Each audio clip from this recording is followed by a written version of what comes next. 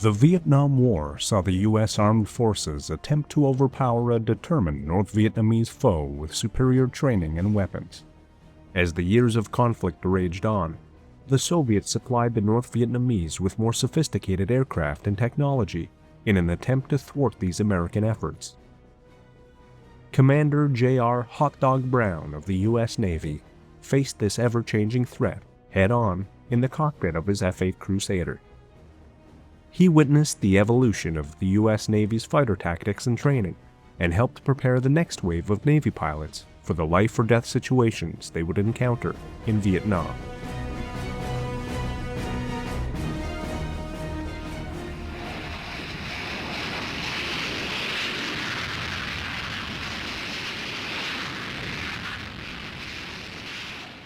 When I was getting my wings, I graduated #1 in my class that month, and I picked F-4s because that was the hottest thing in the world at the time. And then I picked Demons, the F-3, and all the Demons were old, but they were all transitioning over to the F-4, so I figured, you know, either way I'm going to get F-4s. And the only other fighter we had was the F-8 Crusader, and I put that down because that was the third choice. You had to make 3 choices. And I wanted to be on the East Coast because when I was a sailor, I was on the East Coast. I was pretty familiar with it. So I picked East Coast, East Coast, East Coast for all 3 of those slots. Well, my orders came, Crusaders, Miramar, California. I didn't get my coast. I didn't get my first choice, my second choice. I got my last choice. And I went to the skipper and I said, "Skipper, what's with this? I worked really, really hard to be #1. I should have got my first choice." And he said, "Son," he says, "you're too young to understand, but you did get your first choice." He says, this is the job everybody wants. They want single seat, supersonic, San Diego, California. You are going to the place for fighter pilots. And he was absolutely right.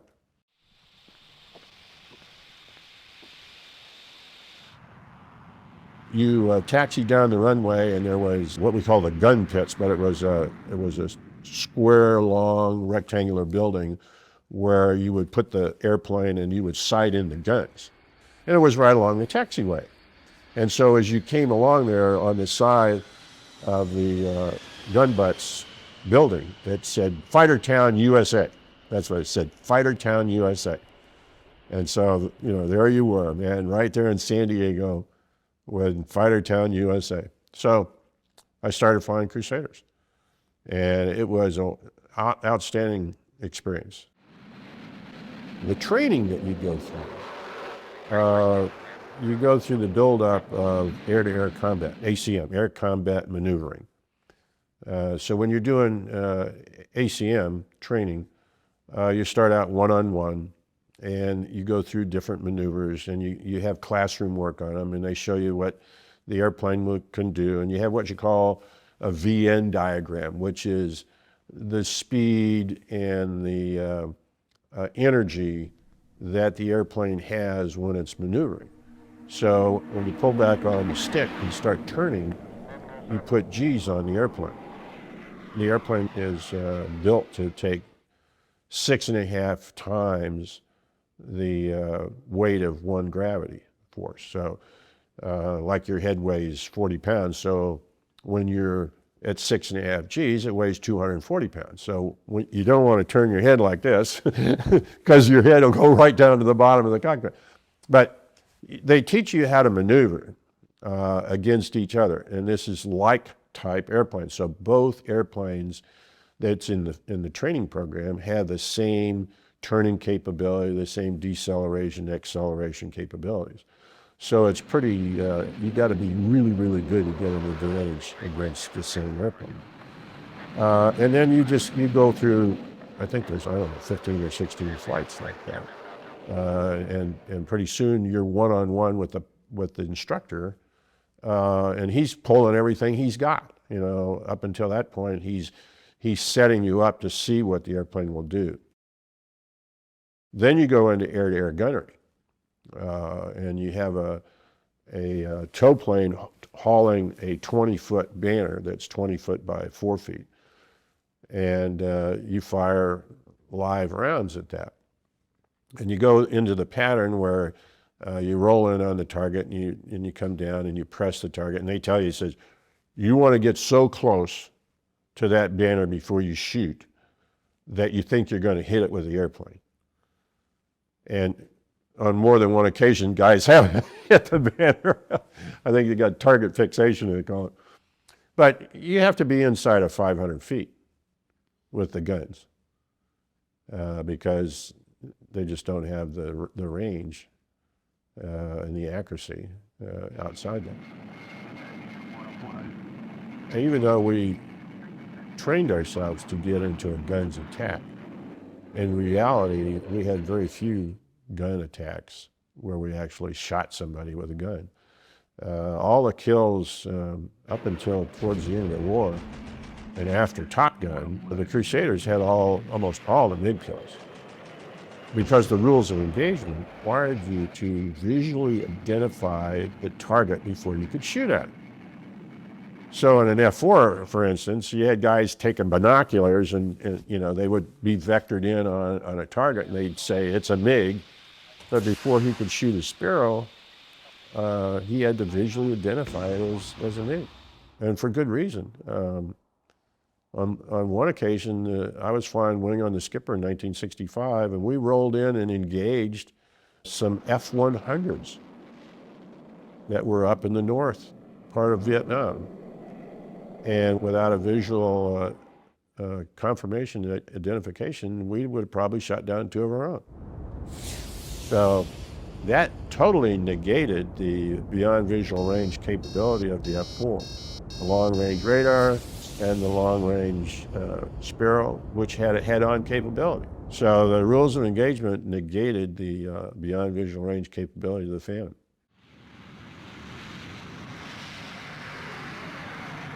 The situation was, you know, when we first started in 63, 64, the fighters were doing fighter escort, you know, prevent, you know, attacks by other airplanes on our recon airplanes, reconnaissance airplanes. When we came back in 65, you know, the MiG threat was minimal. Nobody ever thought the MiGs would ever come up against us. They did, as you know, and as time went on from 65, 66, 67, 68, those years, they were up in force, the MiGs were. You know, there were probably one or two guys that were pretty good in air-to-air, but they didn't have the skills that we had. And so the MiGs weren't really a threat. They were more, to us in the Crusader, they were more of a treat. Boy, wouldn't it be nice for one of those guys to show up here, we'd get a kill. That was your attitude.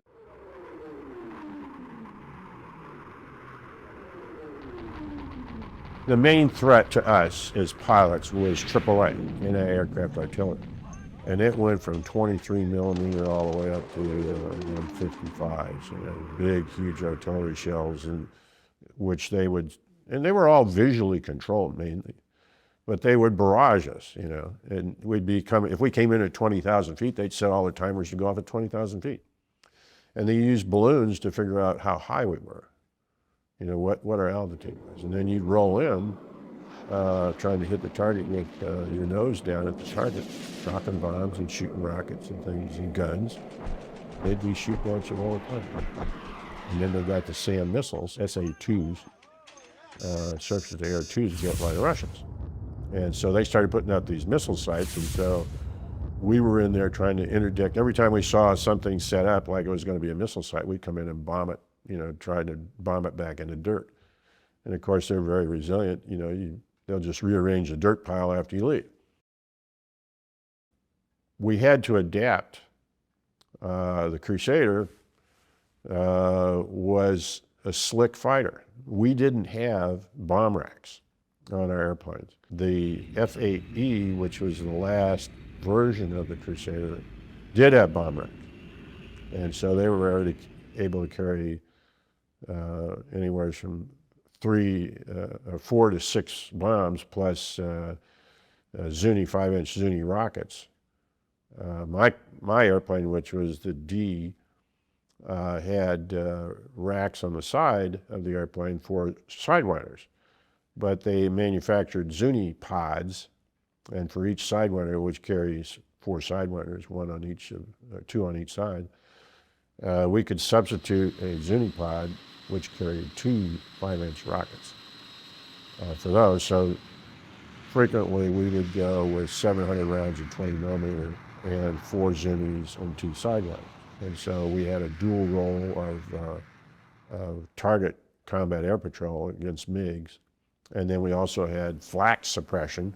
We call our missions flak absorbers because we took more than we gave.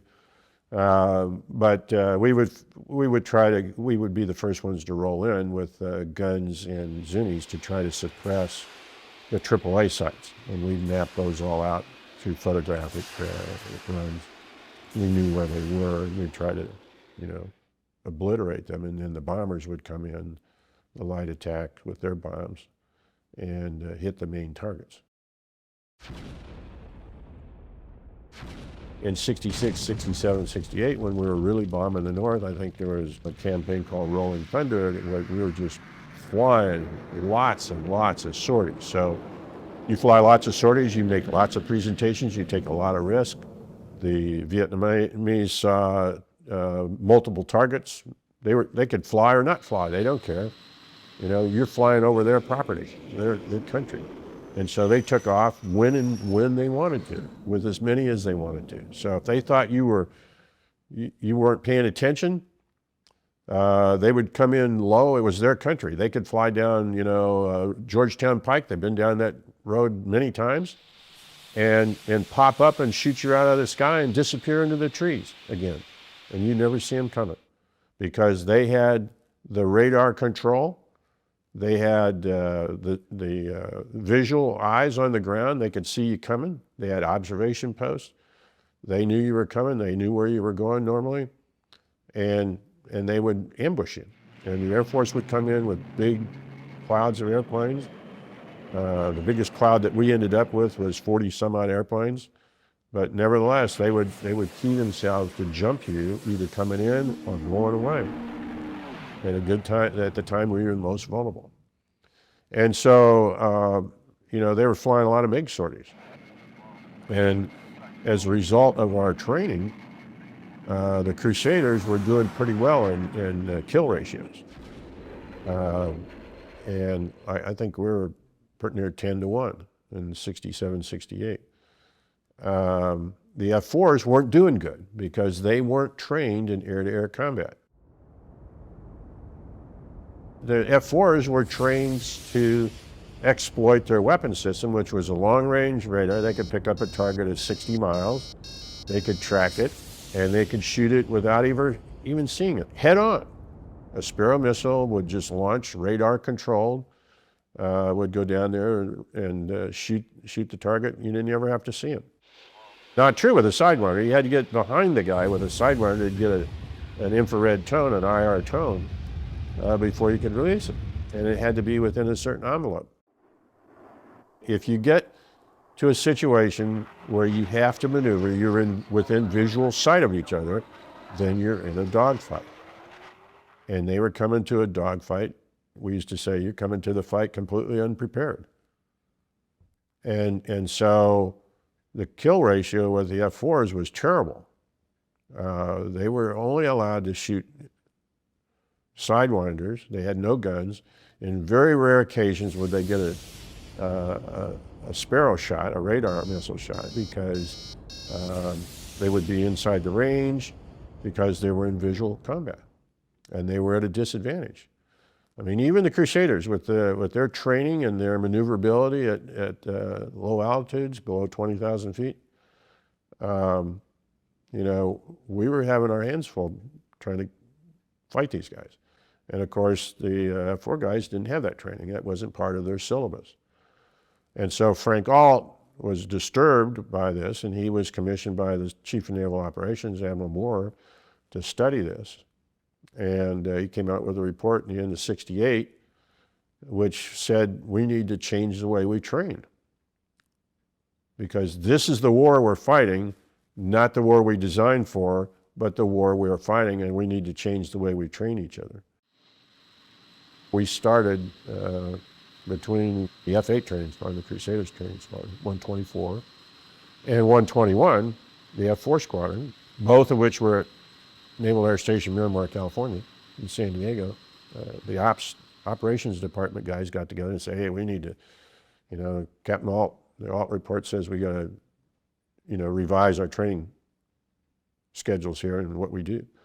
And so they came to us and said, we need to understand what we need to do to be able to do air-to-air combat. And so we got together a team, and we developed a course, which became the first fighter weapons course, and it was in VF-121 because we already had ours. And then it became more evident we had to change the tactics as time went on because the enemy would change their tactics, and we'd adapt those. And there was still more collaboration in '69. And then we stood up Fighter Weapons School and separated that out as a separate entity on its own 2 feet. We have DACM, which was dissimilar air combat maneuvering, which was you bring in something different than the airplane you were flying. If you're flying an F-4, you'd fly against an F-8, or an F-4 against an A-4, or in the case of Top Gun, they had the F-5s. And so we said, hey, we need dissimilar too, so we started flying our guys against the F-5s, and they set up a curriculum. It's totally focused on air combat maneuvering and weaponry, air-to-air combat. And they had instructors assigned from the different fighter squadrons, and usually the top guy in your squadrons was hand-picked to be an instructor in Top Gun. It wasn't called Top Gun there, it was a fighter weapons school. It wasn't until, I don't know, probably in the early 70s that it was nicknamed Top Gun. They had a quota system in the early 70s where they would say you could nominate an air crew, a pilot, and a Navy flight officer, a backseater, radar operator, for a class. And they would have a limited number of pilots, air crew in each class, and you go through this curriculum. And each squadron, you obviously couldn't do it when you were deployed on the ship, but when you come back, you'd apply for a slot, and they'd assign you a slot to go through the school. Once the guy goes through the school, he gets a certificate of achievement, and then he goes back to the squadron and he becomes the training officer, the weapons training officer in the squadron. And so you got a guy who's as we call it, the Top Gun trained expert is now in your squadron, and he takes on the responsibility of passing on all the Top Gun capability to his pilots and aircrew through his training program. When I was in 124, I was sent there as a senior LSO, landing signal officer, because they had just sent the F-8J to the fleet. They tried to design it so that it would approach the ship slower by having airflow blown over the flaps and the slats, which gives it a much more of a lift and a slower speed. But in the process, it takes bleed air off of the compressor of the engine and causes the thrust to be less. And so you got a real dog coming aboard the ship. And because of that characteristic, the people at the Patuxent River Test Center said it wasn't suitable for carrier aviation. And the powers to be bought it and sent it to the fleet anyway. And so I had finagled a set of orders to go to test pilot school in a very short turnaround. And my orders came across the desk of Captain Bob Rasmussen, who was the senior detailer for fighter guys. And he goes, "That's Hotdog Brown. He's a Crusader LSO. Do not pass go, do not collect $200, go straight to Miramar and take over the training of the carrier aviation guys and teach them, including the LSOs, how to bring this aircraft safely aboard the ship, even though the test pilot guys say it's not suitable. Well, I got there and they went, hey, Hotdog, here's the old fighter guy, 2 combat tours. Automatically, I'm in operations as a combat flight instructor. So I got 2 roles, major roles. And I knew all the guys in there. And I was about ready to make lieutenant commander at the time. And so I was one of the senior guys in there. And they put together this little cadre of guys working with the 121 guys. I wasn't actually one of those guys doing all that work. I was in ops working with those guys, feeding them the information they asked us for. And then we'd red team, what they came up with. And, it was a good thing. It was a good thing for all of us. When you talk about things, it becomes more clear. I mean, it's nothing more clear than thinking you're the world's greatest fighter pilot and then coming to the training squadron, the RAG as we call it, the replacement air group, and then trying to teach somebody who just came from the training command with bright-eyed and bushy-tailed what the Crusader is all about, how best to fly it, and how best to fight it. You think you know a lot, and you do, but then being able to articulate that in an instructor mode tells you how much you really don't know about the airplane you've been flying for 2 or 3 or 4 years. Having someone come occasionally who likes a headline. We'd have instructor meetings and say, geez, I got this question today, and everyone goes, oh God, I'm glad I didn't get that, And so you'd go into the books. You had tech reps, technical representatives from the different airframes. The engine guys, would come in and talk to you about the engines. They'd come in and talk about the airframes. They come in and talk to you about the weapons in a technical sense so that you actually knew how these things worked. And you weren't just guessing, or you weren't just trying to teach somebody because you had 1,000 hours more than he had. What you do in this school is it stands to reason that if you're an instructor, you're better than the student. So the student doesn't learn anything if you go out there and kick him every time he flies. All right? You got to dangle the bait out there. You got to show them what you're trying, you do the classroom work, and we use stick airplanes and show the different angles off and maneuverability. We go over the maneuverability characteristics, the diagrams, the VN diagrams, if you will, of each particular airplane. And it changes as you burn off fuel. You're more maneuverable with less fuel. And so you have to have an awareness of what your envelope looks like if you're at 30,000 pounds versus 25,000 versus 20. Your maneuverability changes. And you don't think about that when you're a nugget flying around. You know that because you learn it when you're an instructor. You go, geez, I got to teach these guys how to do this. And oh, wow, this is what the airplane looks like on paper when it's at 25,000 pounds gross weight. Because the thrust is always the same, and the airframe is always the same. So your speed and acceleration is less when you're heavier. So it stands to reason you're less maneuverable when you're heavier. It takes a special kind of guy, I think, to be an instructor, because you got to put your ego in your back pocket because you don't know everything. And for you to take a student out and say, okay, we're going to go fly one-on-one, and then he goes and makes a big error or something like that relative to what you would do, and then you end up in 2 turns and it's 6 o'clock, and you go, see, you're an idiot. He didn't learn anything because you're expected to be that much better than him. But you go 16 flights down the line as an instructor, and you're doing your job.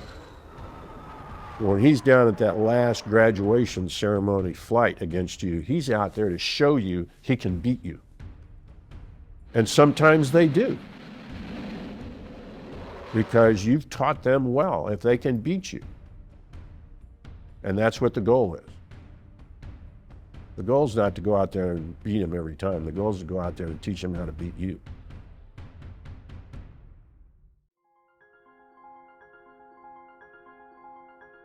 Aviation The art of aeronautics began with the dreamers, inventors, and daredevils who dared to defy gravity. The journey of aviation was nurtured by pioneers like the Wright brothers, whose first flight marked a historic milestone. The role of aircrafts in world wars was groundbreaking, dramatically changing warfare strategies. This initiated a technological evolution in aviation, transforming the simplistic wings of a biplane into the thunderous roar of jet engines. Let's journey through the ages of aviation. Behind every great aircraft, there were great minds. These visionaries, like Sir Frank Whittle, the innovator of the turbojet engine, redefined air travel. Then there's Skunkworks' Kelly Johnson, the genius behind the SR-71 Blackbird. His designs combined speed, stealth, and power, crafting machines that dominated the heavens. The contributions of these pioneers have left an indelible mark on the canvas of aviation, shaping the course of history and inspiring generations of engineers and aviators. Each epoch in aviation history gave birth to extraordinary aircrafts, each with their own unique features and roles. The Lockheed SR-71 Blackbird was a marvel of speed and stealth. The F-105 Thunderchief, a supersonic fighter bomber, was vital in the Vietnam War. The P-51 Mustang, a long-range fighter, was critical in World War II. The P-47 Thunderbolt, a heavyweight fighter, was used extensively in the same war. The A-10 Thunderbolt II, the Warthog, is a close air support icon. The Messerschmitt Me-262 marked a leap forward in aviation technology. Each of these game changers were instrumental in their eras, and their legacies still resonate today. Beyond the game changers, there are those that have transcended their practical roles to become icons. The Concorde was not just an aircraft, it was a supersonic symbol of luxury and speed. The B-52 Stratofortress, a strategic bomber, is an icon of power and resilience. These magnificent machines and others like them have become much more than just aircrafts. They are enduring icons that encapsulate the audacious spirit, the relentless innovation, and the boundless ambition that define the world of aviation.